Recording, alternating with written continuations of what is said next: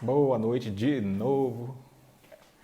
O vídeo anterior foi interrompido pelo Instagram porque estava tocando Guns N' Roses, tem direitos autorais. Ai, ai.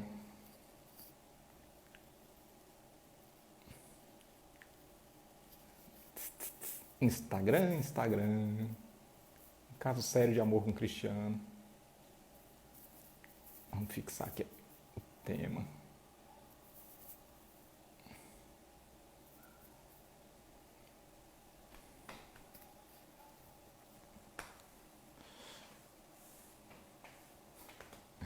Sabe por que o Instagram interrompeu? Imagina aí. Tava tão bom, né, Dani? Mas você acredita que o Instagram interrompeu a live porque tava tocando Guns N' Roses? Diz que tinha direitos autorais e eu não posso tocar Guns N' Roses no Instagram. Vou te falar, viu?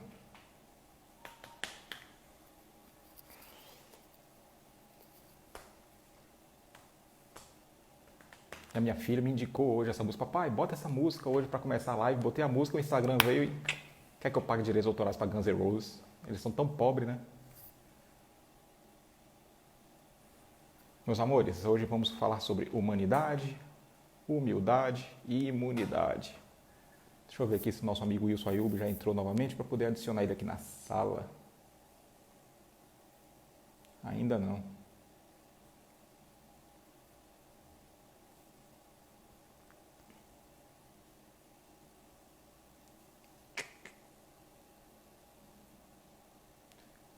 Marilúcia, ela quer participar aqui da transmissão, mas eu não posso, Marilúcia, que agora eu vou fazer uma transmissão com o Wilson Ayub.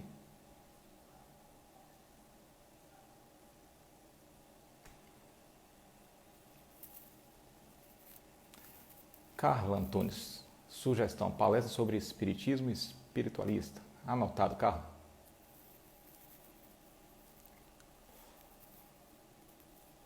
Existe realmente uma certa diferença sobre espiritismo e espiritualismo. Vamos colocar aqui nosso querido Wilson Ayub na sala. Boa noite, Lenita.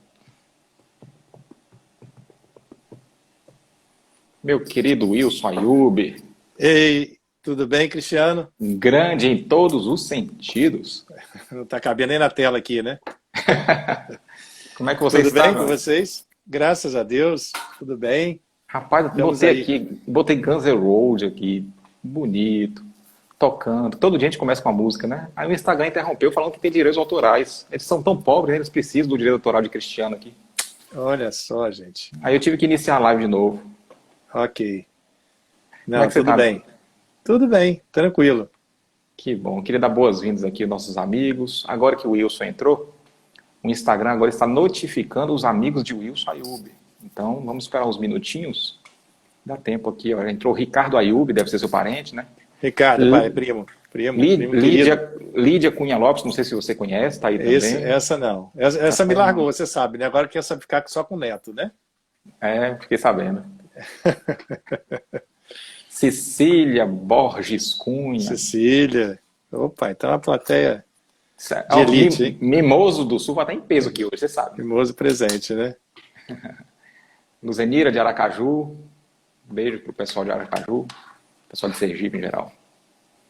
Meu irmão, enquanto o pessoal vai chegando, eu vou fazer uma prece de início, que dá tempo do pessoal entrar, a gente harmoniza o ambiente, pode ser? Ok. Convidando aqui todos a fecharem os olhos, a levar o pensamento a Deus, para nos conectarmos com a espiritualidade amiga. Senhor Deus, Pai, de infinita misericórdia, bondade e sabedoria, muito vos agradecemos, Senhor, por esta grata oportunidade de estarmos aqui hoje, mais uma vez, reunidos em vosso santo nome, para tecermos profundas reflexões à luz do cristianismo redivivo. Abençoe, Pai, estes preciosos momentos que estaremos aqui hoje, conectados uns aos corações dos outros, formando uma rede de corações amigos. Assim nós gostaríamos, em Teu nome, em nome do nosso Senhor Jesus, da espiritualidade superior que nos protege e que nos ampara sempre. E em nome da nossa Mãe Santíssima, Maria de Nazaré, pedi permissão para iniciar as reflexões da noite de hoje. Que assim seja. Que assim seja. Meus amores, sejam bem-vindos. Eu queria, antes de tudo, agradecer imensamente meu amigo Wilson, que aceitou o convite de estarmos aqui, achou uma brechinha aí na sua agenda. Meu amigo, obrigadão, viu? E a agenda agora está vazia, né? Estou em casa agora, né? Mais em casa, né? Coronavírus, eu que agradeço, Cristiano. Oportunidade de participar aí com vocês, dessas reflexões aí que só nos acrescentam, que nos elevam, né? Essas lives que nós temos realizado, que a gente apelidou aí de lives espíritas diárias, a gente adotou um formato, conforme a gente conversou agora um pouco por telefone, a gente adotou um formato de bate-papo, porque fica mais descontraído, tem interação do público, né? Porque tem muitas palestras, já tem lives de formato de palestras em abundância, né? Então eu acho que a gente tem conseguido assim, a gente conseguiu com Alberto Almeida, com os outros expositores, a gente conseguiu fazer no estilo de bate-papo sem sair do assunto, que foi uma coisa mais descontraída, né? Uhum. Meus amores, o tema humanidade, humildade e imunidade, sugerida sabiamente pelo companheiro Wilson. Depois eu fui fazer reflexões para poder tentar linkar um com o outro, e eu vi que quem sugeriu não foi o Wilson Ayub, não. Foi Asclepios, foi um espírito muito evoluído lá das esferas do Cristo, porque foi inspirado. Humanidade, humildade e imunidade. Então, como de hábito, seguindo assim o protocolo, eu vou iniciar uma reflexão sobre o tema, e depois a gente começa esse bate-bola assim. Bacana? Boa noite, Moane. Sejam todos bem-vindos. Bom, a reflexão que poderia servir de introdução seria o seguinte: todos nós sabemos que nós fomos criados simples e ignorantes por Deus. Deus nos criou à sua imagem e semelhança, conforme está registrado lá no livro de Gênesis de Moisés. E a mente arejada do homem moderno, do século XXI, ele já não consegue mais conceber aquela ideia de um Deus antropomórfico, um Senhor de barbas brancas, de báculo em punho. Né? Então, o homem já sabe que Deus não é ser humano, e nem tem o formato de ser humano. Mesmo que ele não tenha ideia plena do que seja Deus, já demonstra um grande avanço para a sensatez. Ora, se Deus não é ser humano, vamos, entre aspas aqui, falar que ele é um espírito grandioso. E ele nos criou a sua imagem e semelhança. Isso quer dizer o quê? Que nós somos igualmente espíritos, imortais como Deus o é. Bacana. Só que ele nos criou ser humano, no formato que hoje nós estamos estagiando a forma hominal. Ele já nos criou ser humano? Conforme a metáfora lá de Adão e Eva? Não. Porque se Deus não é ser humano, ele nos criou a sua imagem e semelhança, então ele não pode ter nos criado ser humano. Raciocínio lógico. Se você afirmar que Deus nos criou ser humano, você está afirmando que Deus é ser humano. Ele nos criou a sua imagem e semelhança. Então Deus não é ser humano, nós também não o somos. Então Deus nos criou como o quê? Vamos falar aqui, vamos dar apelidos por falta de termo melhor. Deus nos criou como um princípio inteligente, uma energia, da forma que ele é, um princípio inteligente. Ah, Cristiano, então como é que iniciou esse processo evolutivo até a gente atingir o grau da humanidade, do ser humano de hoje? Leon Denis, no livro O Problema do Ser, do Destino e da Dor, editado pela Federação Espírita Brasileira, ele traz uma abordagem, mais ou menos, de como é que se deu, desde quando Deus nos criou, até chegarmos nesse processo aqui. A abordagem dele gira em torno do que ele vem chamar no livro de evolução anímica, que seria o princípio inteligente que só chega à condição de espírito, como nós somos hoje, espíritos, ora encarnados, ora desencarnados, depois de passar por reinos inferiores da criação, em que ele se elabora e depois se individualiza, como nós estamos individualizados hoje.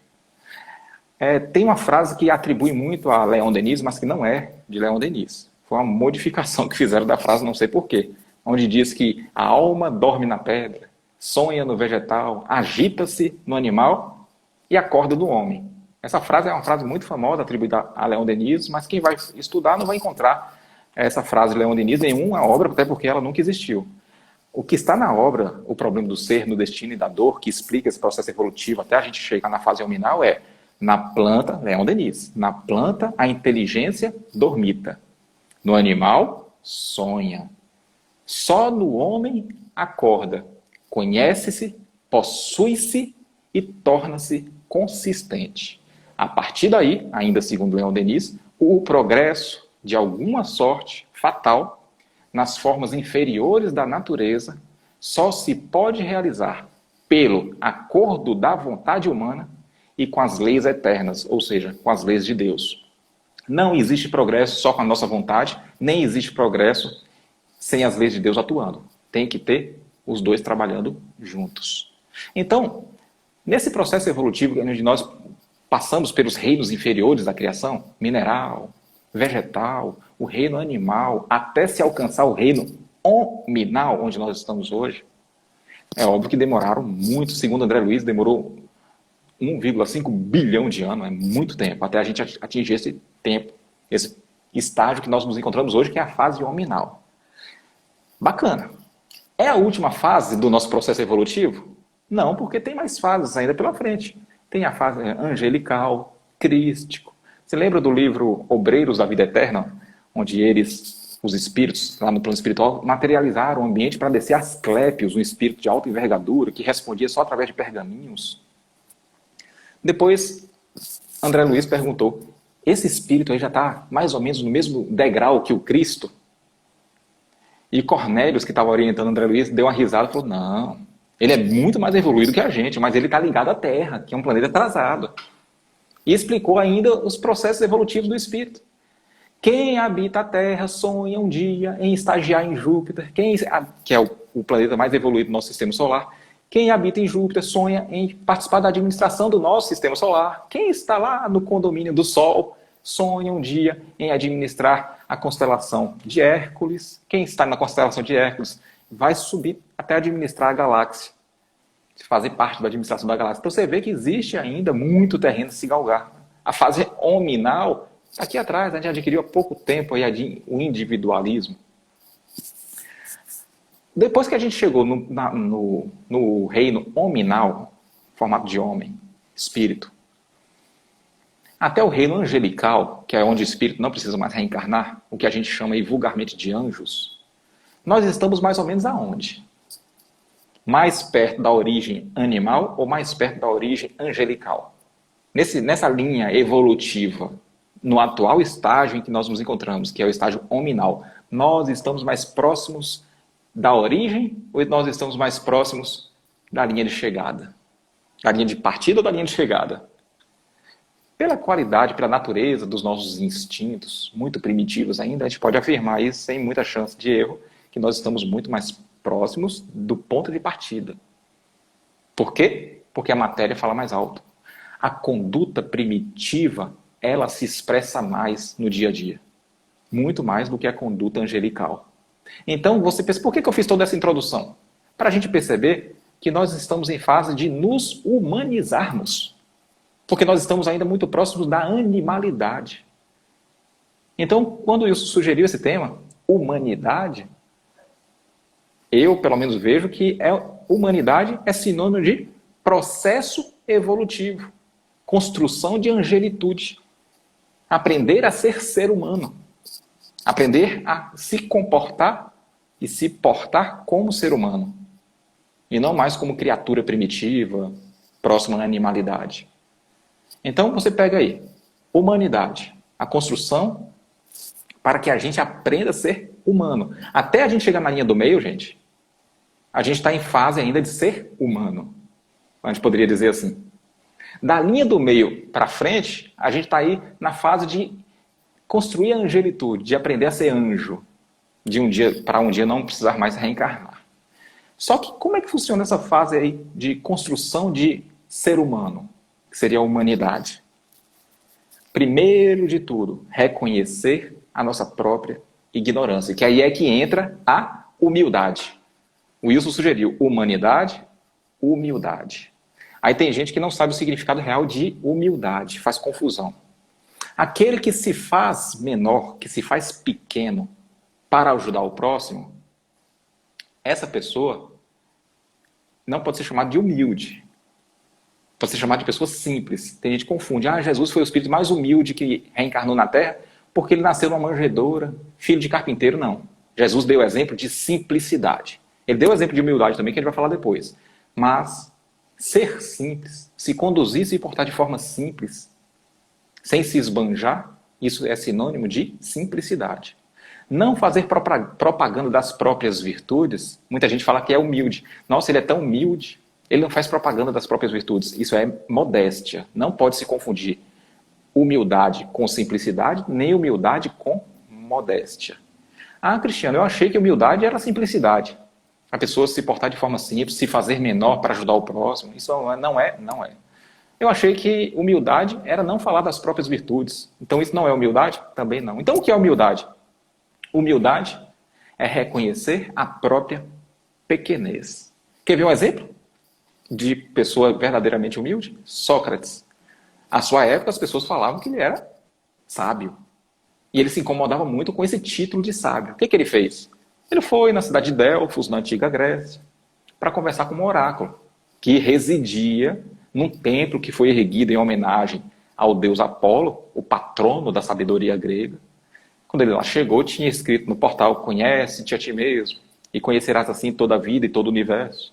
As pessoas atribuíram essa frase a Sócrates erroneamente, porque aquela expressão já estava gravada quando Sócrates foi, então não é de Sócrates, é de um sábio da antiguidade.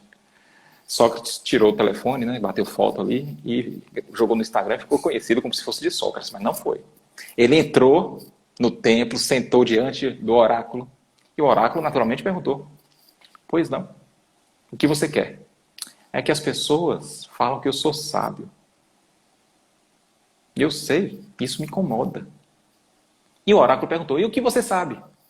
Já que você é chamado de sábio. O que Sócrates respondeu? Eu só sei que nada sei. E o que o oráculo indagou de volta? Então você é o mais sábio de todos os sábios, pois você é o único que sabe que nada sabe. Sócrates era o mais sábio de sua época porque reconhecia a sua própria pequenez. E isso é sinônimo de humildade. Reconhecer a própria pequenez, abaixar a guarda, deixar que a mão estendida nos alcance. Isso é humildade. Reconhecer a própria fraqueza. Reconhecer a própria necessidade. Eu sou necessitado em vários aspectos. Sou necessitado de instrução. Dificilmente alguém vai conseguir discutir ou aborrecer uma pessoa verdadeiramente humilde. Sabe por quê? Porque ela não guarda a pretensão de estar com a razão. O que ela tem, e ela sabe que tem, é um mero ponto de vista. Ela não vai discutir no campo da política, ela não vai discutir no campo da religião, no futebol, em nada. Por quê? Porque ela sabe que ela guarda apenas dela um mero ponto de vista e não a verdade absoluta. Então é muito raro a pessoa discutir com uma pessoa verdadeiramente humilde. Einstein era uma pessoa humilde, porque ele sabia que tudo que ele tinha, apesar da sua grande inteligência, era um ponto de vista. A pessoa verdadeiramente humilde sabe que o ponto de vista muda com o passar do tempo, com o passar da evolução espiritual. O meu ponto de vista que eu tenho hoje, sobre tudo, eu tenho plena certeza que na próxima encarnação vai ser diferente. Porque o ponto de vista muda à medida que a gente vai adquirindo novas experiências. Einstein tem uma frase que ele fala: tudo aquilo que o homem ignora não existe para ele. O universo de cada um se resume no tamanho de seu saber. Olha a sabedoria de Einstein. É como se ele falasse: todo mundo está certo, não importa o assunto, dentro do universo do seu saber. Todos estamos certos. Então a gente fez o link aí de humanidade com humildade. Ou seja, para a gente se tornar seres humanos verdadeiramente, rumo à angelitude, precisamos admitir que somos pequenos, para aprender cada vez mais. Cristiano, e agora para fazer o link com imunidade? O que tem feito a gente, espiritualmente falando, o que tem feito a gente cair, a gente fracassar, encarnação após encarnação? A gente se entregar aos nossos maus pendores. A gente se entrega aos nossos, a gente não resiste à tentação das nossas más inclinações, e geralmente a gente erra no mesmo lugar, com as mesmas pessoas, nas mesmas circunstâncias. Nossa vida vira uma novela enfadonha do ponto de vista espiritual. Então, quando nós tomamos certas precauções, nós nos imunizamos para não cometer os mesmos erros e não nos adoecermos espiritualmente. Porque o que causa infelicidade é a doença espiritual, que reflete no corpo orgânico. Então, quando o Wilson propôs, a gente estava falando por telefone, eu perguntei a ele, a gente vai falar sobre imunidade do corpo, porque a gente está em meio a uma pandemia, né, do coronavírus, e já tem muita orientação médica aí na internet, né, sobre a imunidade, a importância de cuidar da própria imunidade, etc. Aí o Wilson falou, não, acho que a prioridade é falar da imunidade do espírito. Já que é uma palestra espírita, né? É óbvio que a imunidade do corpo é muito importante, mas mais importante que a imunidade do corpo é a gente se imunizar espiritualmente, se precaver nesse sentido. Eu acho que assim, eu refleti sobre os 3 pontos do tema do estudo de hoje, né? Humanidade, que é esse processo evolutivo que a gente se encontra, mas para a gente adquirir, a gente tem que ser humilde para admitir a nossa própria pequenez. E depois cuidar da nossa imunidade espiritual para que a gente pare de errar tanto e assim consiga evoluir. Meu amigo, eu não sei se eu fiz a leitura correta, eu tentei alcançar mais ou menos o que você gostaria aí de abordar na noite de hoje. Me retifica ou me ratifica? Fica à vontade, meu amigo. Cristiano, eu acho que foi fabuloso, né? Você fez uma correlação que nem eu fez uma linha de raciocínio muito interessante que complementa o que a gente estava para comentar, né? A gente estava mais direcionado para a Covid mesmo, né?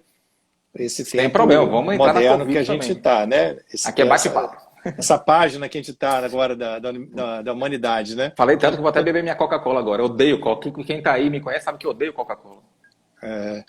Então, eu queria, aproveitando o gancho que você deixou, falar um pouquinho também. Você falou de humanidade, o que caracteriza, né, o ser humano, né? Eu tive também lendo sobre isso, achei muito interessante que certa vez perguntaram a uma professora, a uma historiadora, né, americana, Margaret Mead. Perguntaram a ela, não sei se você já viu essa história, em que momento que poderia, ela era também uma arqueóloga, né, historiadora e arqueóloga, que momento que poderia caracterizar o início da civilização humana? Dentro da arqueologia, se existia um momento que poderia definir que a partir daquele momento nós passamos a ter consciência, né, como você colocou bem, né, e passamos a viver como seres humanos. Interessante que ela fala que foi a partir de um fóssil que descobriram que ele tinha uma fratura do osso, do fêmur, consolidado. O fêmur, como todo mundo sabe, é o maior osso do corpo humano, né? O fêmur vai aqui da pelve, né, até o joelho. Esse osso longo aqui é o maior osso do corpo humano. Quando você tem uma fratura de fêmur, você leva, no mínimo, 6 semanas para consolidar essa fratura. Então, quando eles descobriram esse fóssil que estava com a fratura consolidada, eles chegaram à conclusão que naquele momento, naquela tribo, houve uma demonstração de solidariedade, de fraternidade, de compaixão, de união entre eles, para poder tratar daquele indivíduo, porque quando você fratura um fêmur, você não pode mais caçar, você não pode colher, você não pode ir lutar, né, para a sobrevivência, você passa a ser um peso para aquela comunidade. No meio animal, esse animal morre, né? Como é que vai ficar 6 meses, 6 semanas, 1 mês e meio, 2 meses, sem se alimentar, sem nada. Então, foi comprovado, se ele consolidou esse fêmur, as pessoas da sua tribo trabalharam para sustentá-lo em repouso durante 6 semanas, para que ele pudesse consolidar o seu fêmur e pudesse voltar às suas atividades. Então ela fala que este momento, ela tem a data precisa, que eu não sei, próximo à pré-história, ela não tem bem essa data, mas que nesse momento, então, da idade desse fóssil, é considerado o momento que a humanidade começou a despertar os seus principais valores, que é a fraternidade, a compaixão, a solidariedade, o amor ao próximo, o cuidado com o outro. Então, caracterizou isso que você falou muito bem aí.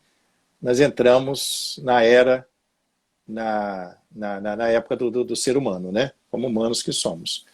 E isso é muito interessante, porque esses valores essenciais da humanidade é que nós estávamos querendo questionar, que está sendo questionado muito, né? Nesses momentos de Covid aí, de quarentena, de isolamento, né? A gente está refletindo sobre o mundo que vivíamos antes. E, quiçá, nós possamos entrar numa nova era, né? Eles estão chamando agora de New Normal, né? New Normal, né? Novo normal que nós vamos tentar viver agora de hoje em diante. Então a gente vê que a gente vivia numa sociedade opulenta, uma sociedade, né, consumista, uma sociedade que o lucro estava acima de tudo, né? O consumo era estimulado a consumir cada vez mais, né? O consumo era estímulo ao consumo, sem muitas preocupações de sustentabilidade com o planeta, nosso planeta caminhando para o abismo, né? Para a deterioração do planeta Terra. E os valores verdadeiros da nossa civilização, da nossa humanidade, aí entra a humanidade, né? Que seriam esses valores espirituais ligados ao nosso relacionamento um com o outro, a nossa cooperação um com o outro, a nosso sentimento de pertencimento ao conjunto da humanidade, eles estavam meio adormecidos, estavam meio esquecidos nessa humanidade. E precisou, então, que viesse algum freio.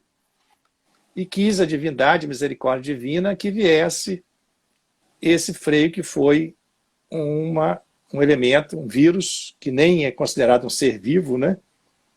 É uma partícula de RNA, que precisa de um outro ser vivo para se multiplicar.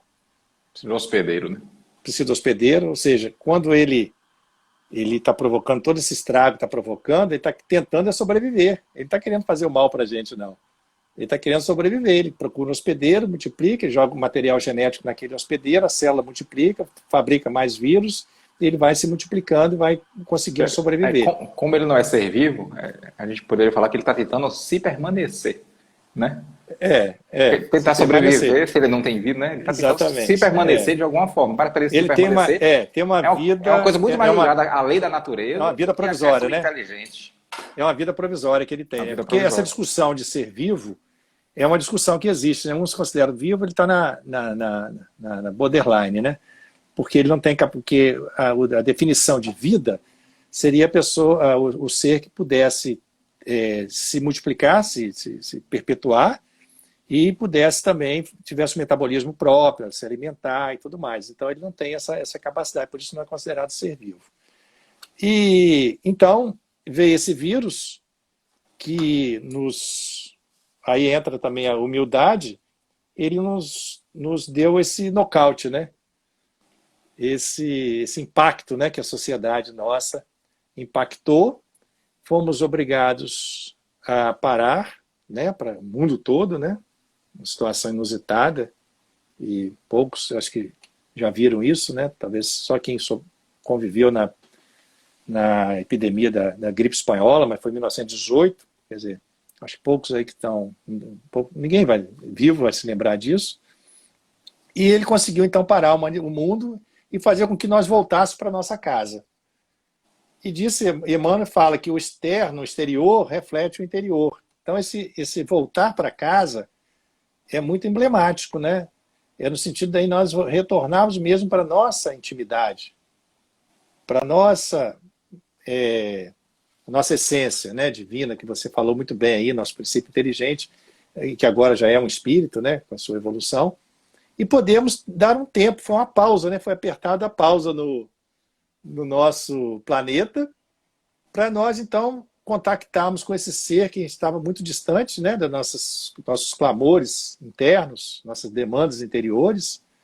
A gente estava muito distraído com essa sociedade de consumo, com essa sobrecarga de trabalho, sobrecarga de tudo, e não estava reservando um tempo para nós nos conhecermos melhor. Então, foi uma oportunidade que nós tivemos. E atacou diretamente no nosso orgulho. Nós nunca fomos tão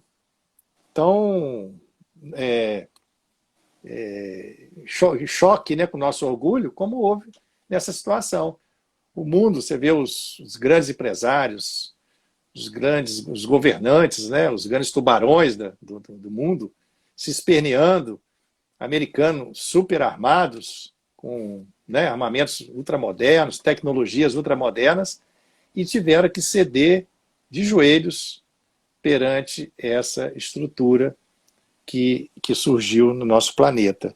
Então, nós que nos achávamos que podíamos controlar tudo, podíamos dominar tudo com nossas armas, com nosso poder, com a nossa tecnologia, de repente nos deparamos com a nossa fragilidade, que nós não temos controle sobre tudo, com a nossa impermanência, que as coisas não vão durar para sempre, as coisas materiais, que não foram feitas para durar, e nós vamos sofrer se nós queremos que coisa que não foi feita para durar, que dure para sempre.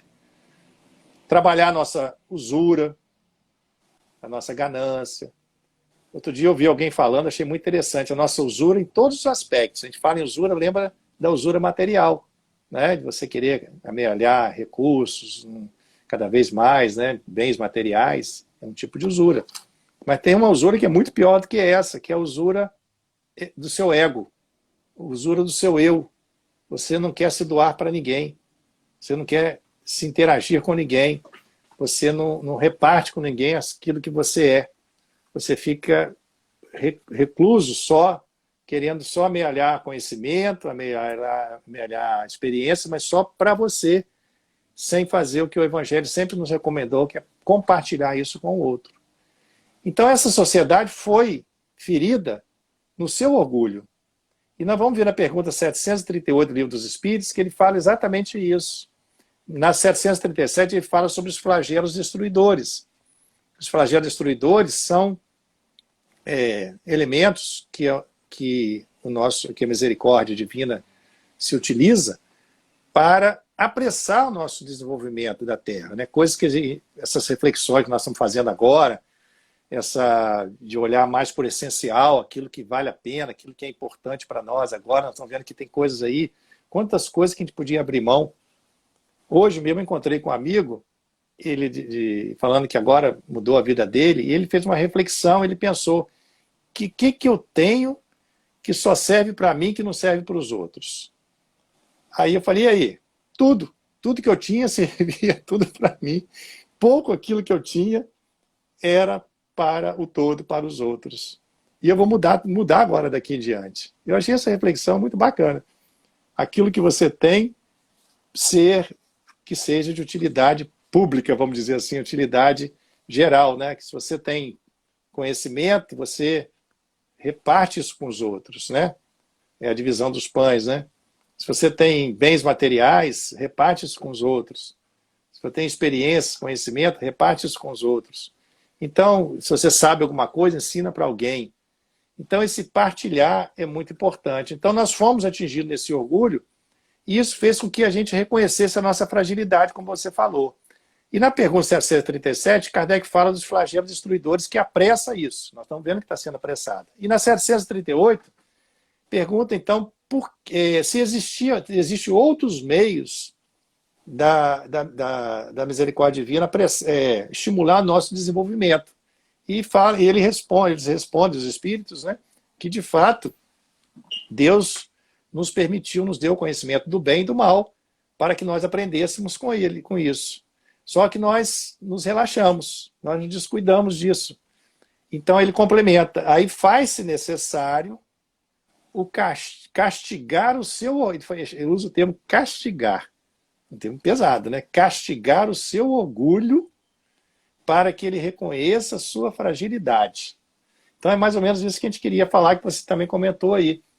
É uma forma, então, de castigar o nosso orgulho, para nós reconhecermos a nossa fragilidade, para que, com isso, nós reconhecemos, enxergando essa dimensão espiritual da crise, alcançar a nossa fé, através da nossa humildade.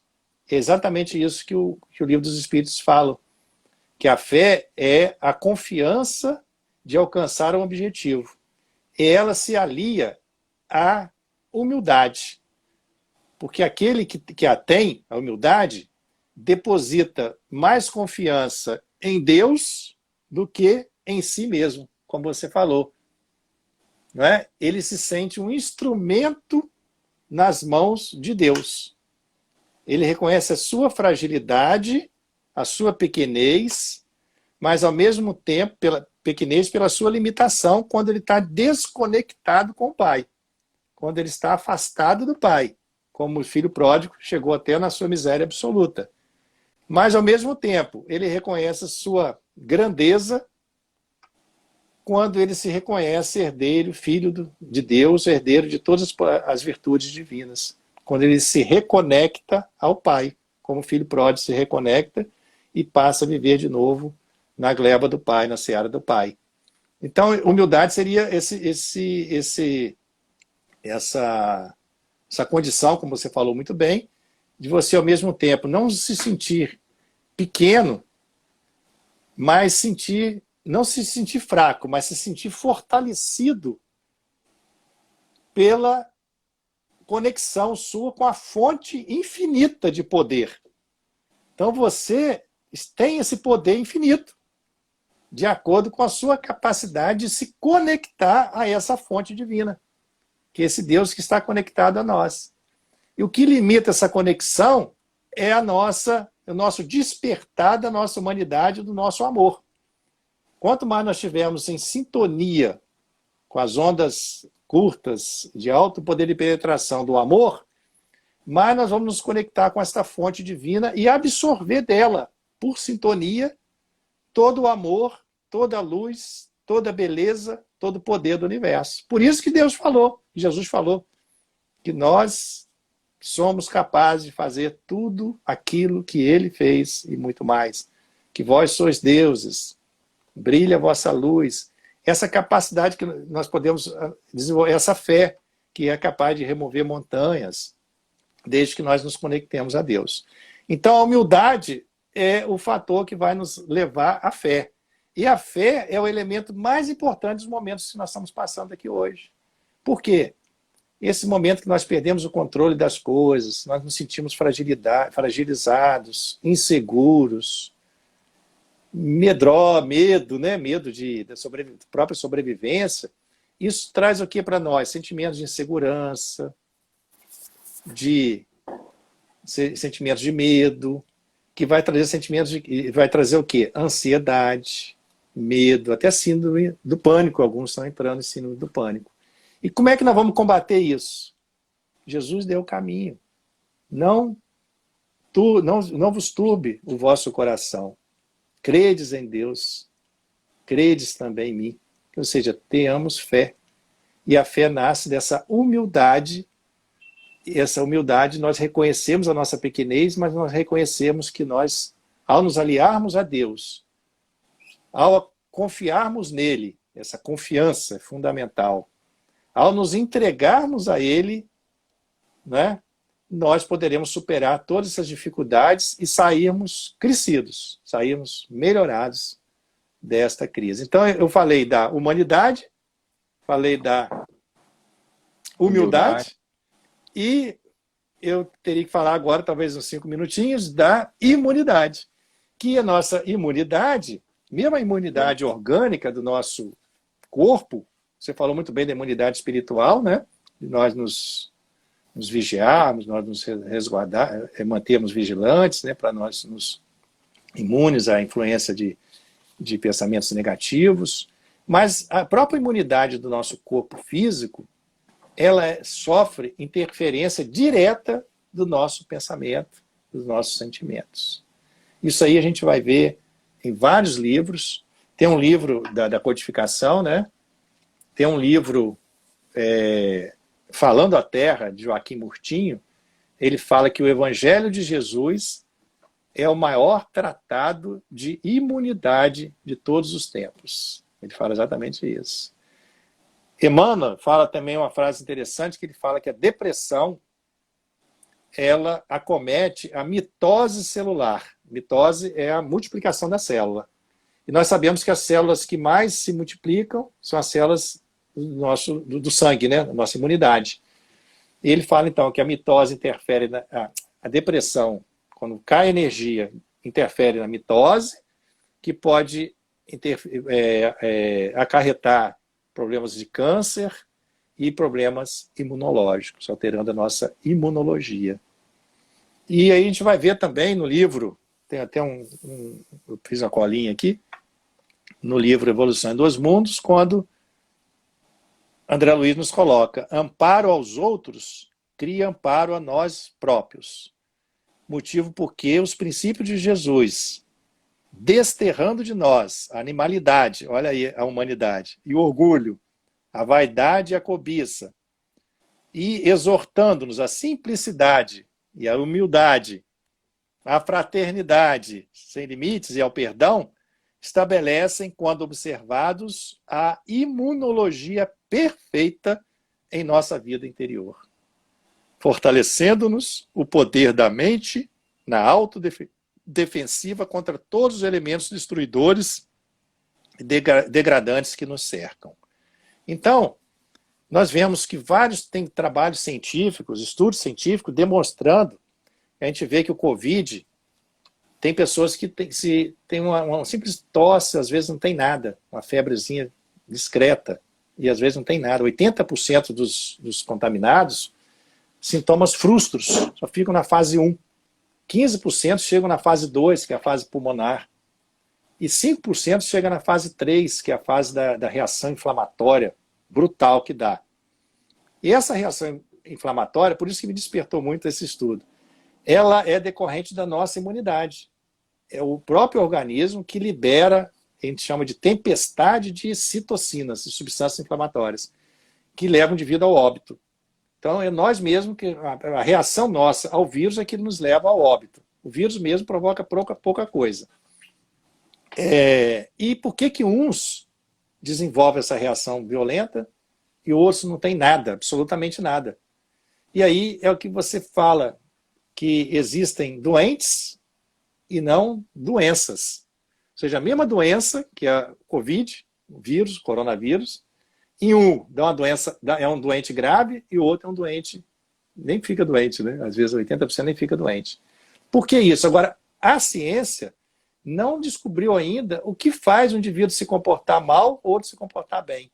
O que faz um indivíduo ter uma imunidade descontrolada, porque isso é um descontrole, essa imunidade excessiva, tanto para menos ou quanto para mais, tanto quanto a imunidade está deprimida, ou quanto ela está exacerbada, provoca danos ao nosso organismo. E aí a gente vê que a imunidade, hoje em dia tem até uma ciência chamada imunopsico-neuroendocrinologia. Nome bonito, né? Assim, é uma interação que existe entre esses 4 sistemas, né? Sistema imune, sistema psíquico, sistema endócrino e tinha mais um também, neurológico também. Esses 4 sistemas, eles estão imbricados entre si. Por isso que o nosso pensamento interfere diretamente na nossa imunidade. As nossas emoções interferem diretamente O estresse, por exemplo, o estresse, ele provoca no início a reação de luta ou fuga, de alarme, é a liberação de adrenalina. Isso aí melhora a nossa imunidade, você fica para poder reagir e lutar.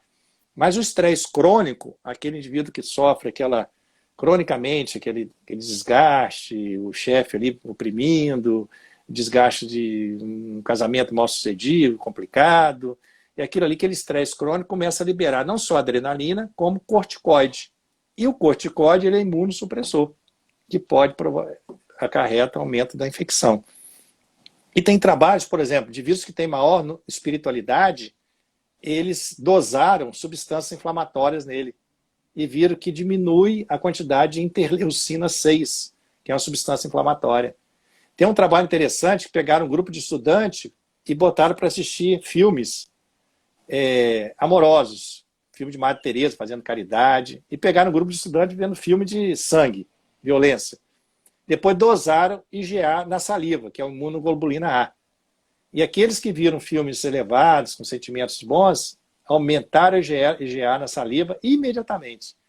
E os outros reduziu a IgA. Então, essa correlação entre imunidade, pensamento, emoção, espiritualidade, está mais do que provada pela ciência. E agora nós estamos fazendo essa correlação entre a imunidade, as nossas relações humanas, a humanidade, e a nossa fé, que vem através da nossa humildade. Por isso que muitos falam que nós precisamos de mais de humildade do que de imunidade para vencermos essa crise do corona. É mais ou menos o que a gente queria falar. Eu acho que está chegando aí o tempo. A gente ficou meio entusiasmado aí com o assunto. E caberia 2 lives, 3 lives para a gente abordar, né? Você falou, você fez o mesmo link, né? Só que de forma mais aprofundada aí, entrando até muito no viés médico, que foi necessário por causa desse momento do Covid. E mais cedo, no início da sua fala, você falou que tomara que saiamos melhores de tudo isso, né? Eu consegui identificar, assim, em termos de comportamento humano, nesse momento aí de pandemia, que existem 3 grandes grupos. O grupo das pessoas que ainda estão muito adormecidas, aquele sono enfermiço da alma a que se referiu Emmanuel, enfermiço de enfermidade mesmo, né? E que mesmo nessa pandemia não se despertou para essas necessidades aí da humildade, dos valores mais elevados da alma. Ainda continuam adormecidos. E existe, esse aí a gente pode apelidar de grupo dos espertos, né? Que acha que está ali por cima da carne seca, mesmo diante da pandemia. Antes da pandemia já existia o grupo dos despertos. A pessoa que já tinha despertado para esses altos valores e já estava ingressado em serviços voluntários, na prática da caridade, da necessidade de praticar a humildade, de reconhecer-se pequeno.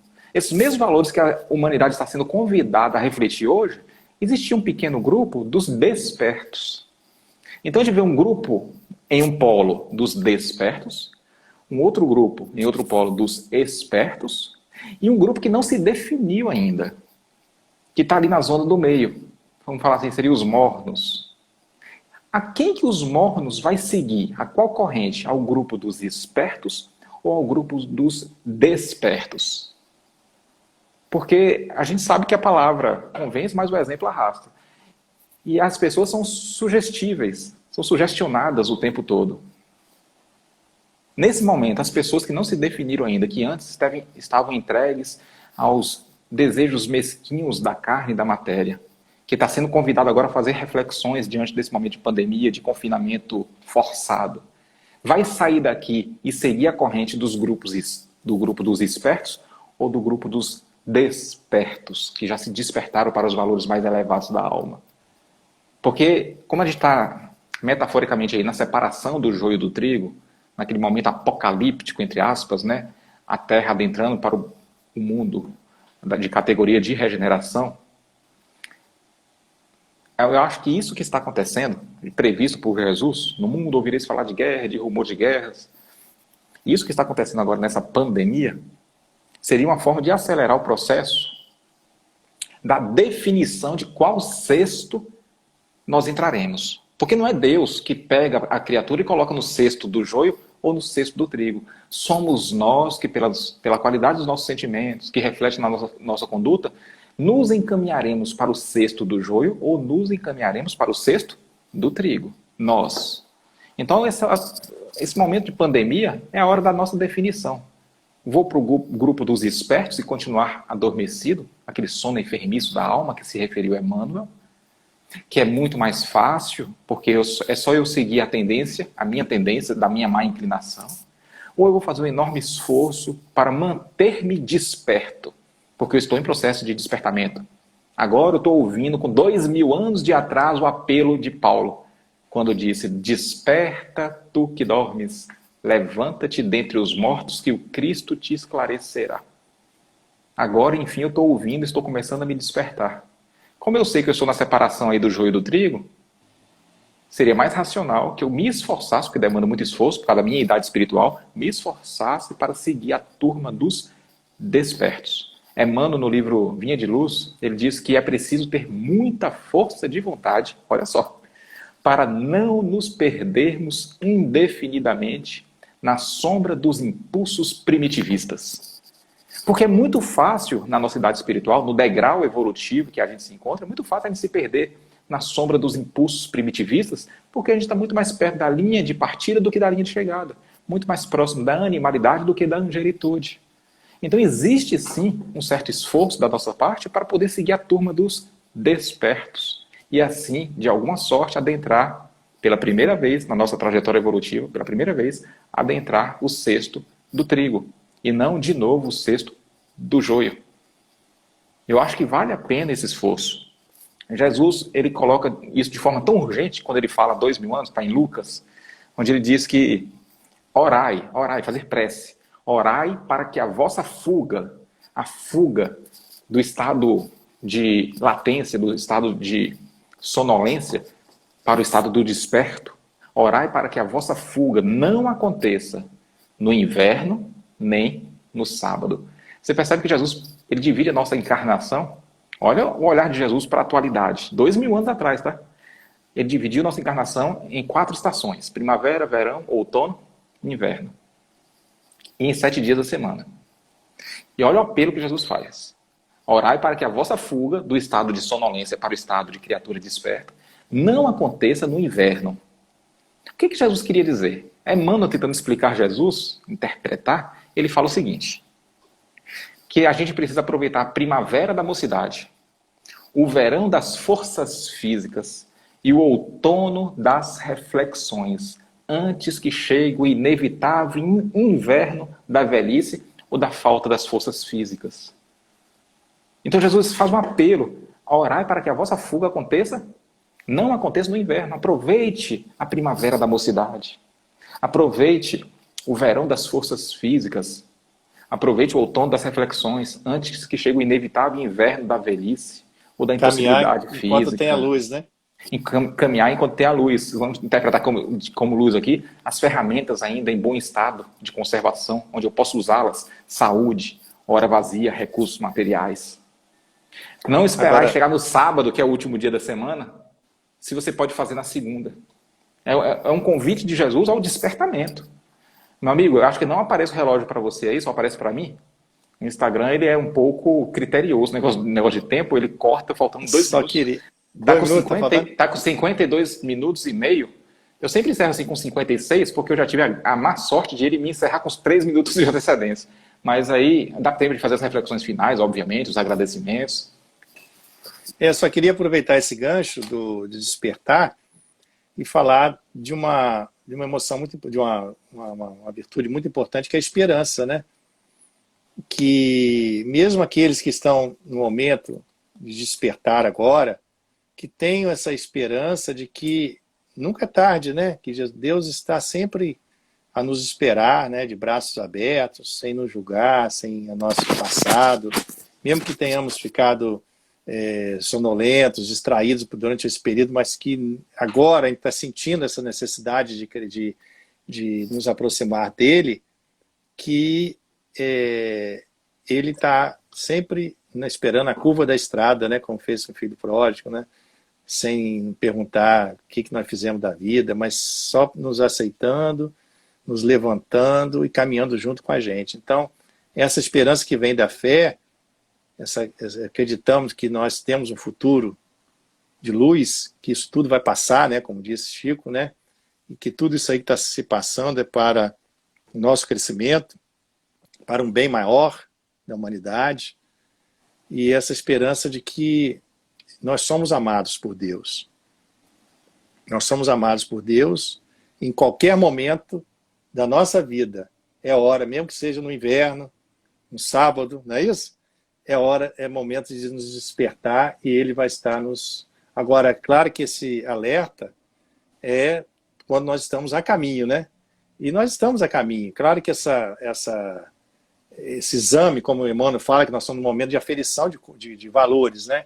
Momento de nós prestarmos o exame e mostrarmos o que nós já aprendemos. É hora de nós firmarmos as nossas convicções. Se a gente já tinha que aproveitar enquanto é tempo, agora que está no finalzinho, já no cume, mais ainda, né? Só respondendo rapidinho o pessoal que estava falando aqui para deixar gravado, gente.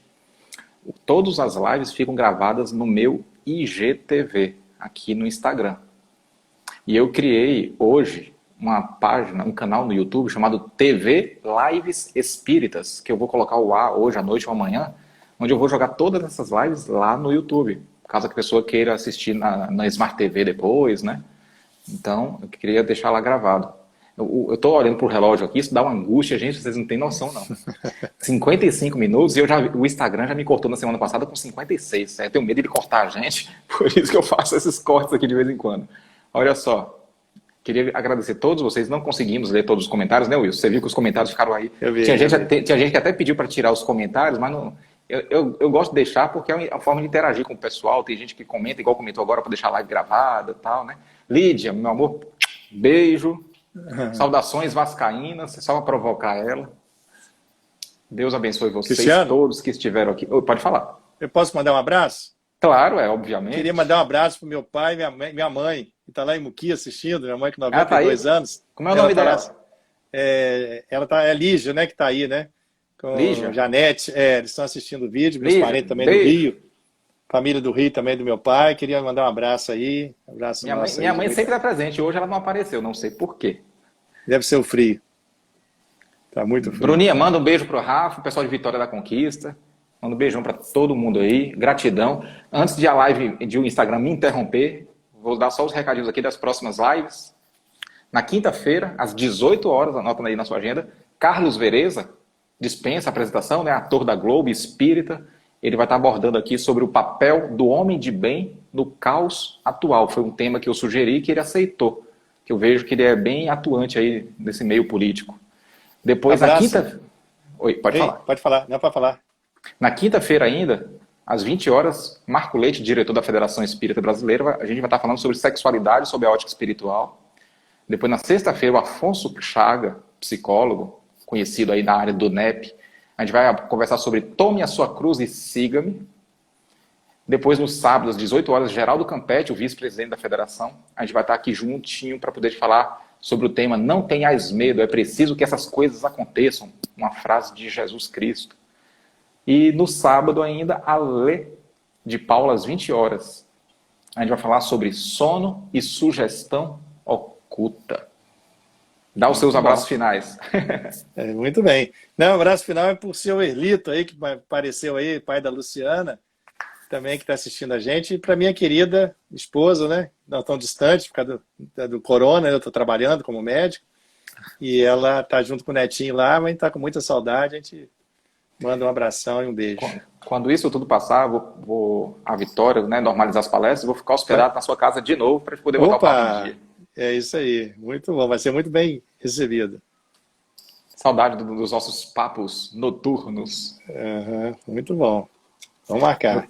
Meus amores, gratidão profunda pela presença de todos. Minha gratidão profunda ao meu amigo Wilson Ayub, que aceitou aqui esse convite. A gente viu que o tempo aqui foi muito curtinho, né? A gente seria tempo para mais outra live. Eu sei que a maioria aqui gostaria. Quem gostaria que o Wilson voltasse em outra live, deixa aqui que depois eu vou contar a quantidade de aqui, a gente vai trazer o Wilson de novo. E eu tenho 1 minuto e 33 segundos para fazer a pré-encerramento. Acho que dá tempo se o Instagram não me cortar antes. Meus amores, beijo. Wilson, beijo no coração. Um abraço, Cristiano. Deus te abençoe. Boa noite para todos. Vamos fechar os olhos e levar o pensamento a Deus para essa prece de encerramento. Senhor Deus, Pai, deixamos aqui a nossa profunda gratidão por esse momento ímpar de reflexões tão úteis, Pai, que nós recebemos hoje. Reflexões trazidas pelo nosso companheiro Wilson para este momento tão peculiar que nós estamos vivendo em nossas vidas, no mundo inteiro. Que possamos, Pai, de alguma sorte, de fato, sair dessa situação, desse momento, muito melhor do que entramos. Abençoe as nossas famílias, os nossos lares, e esteja conosco agora, hoje e sempre. Que assim seja. Deu tempo! Meus amores, fique com Deus. Até quinta-feira, 18 horas, a próxima live com Carlos Vereza. Beijo no coração. Tamo junto. Estamos aí. Tchau, tchau. Um abraço, hein, gente? Obrigado, Cristiano, pelo convite, hein? Isso, a gratidão é toda minha. Divaldinho Matos, que entrou agora. Beijo, Divaldinho. Tá me devendo outra live, hein? Que a nossa internet caiu muito. Pepe, um abraço.